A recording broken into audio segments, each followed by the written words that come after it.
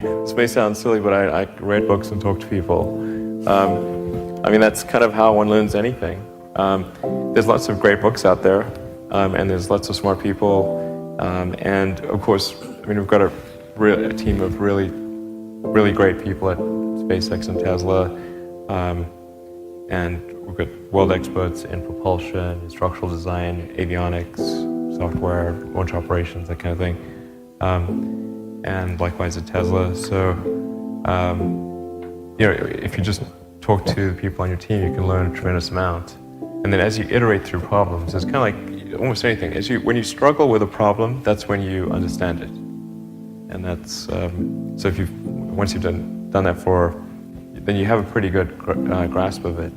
In fact, that's one of the ways when I interview someone to work in the companies would be to ask them to tell me about the problems that they worked on and how they solved them.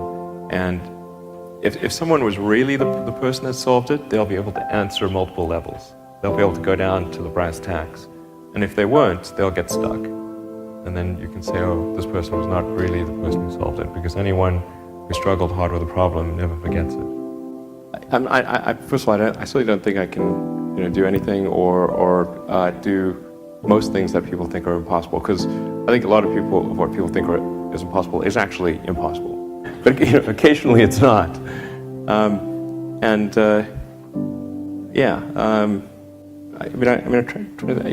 guess it's. I don't think I've said this before. I think it's helpful to have kind of a physics framework for looking at things. Do a first principles analysis, look for negative feedback, and really believe in what you're doing, but not just from a blind faith standpoint. Like to have really thought about it and say, okay, this is true. I'm convinced it's true, and I've tried every angle to figure out if it's untrue, and sort negative feedback to figure out maybe if I'm maybe wrong. But then after all that, it still seems like this is the right way to go.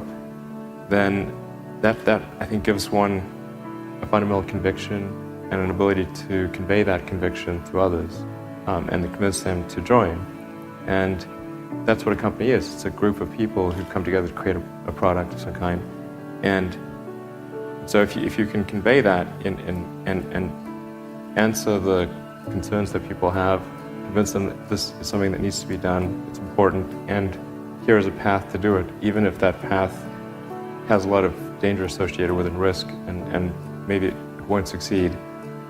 But people can understand, okay, this is why it's important, and even if the odds are that it won't succeed, it's worth trying to do it. Then I think you can create a great company.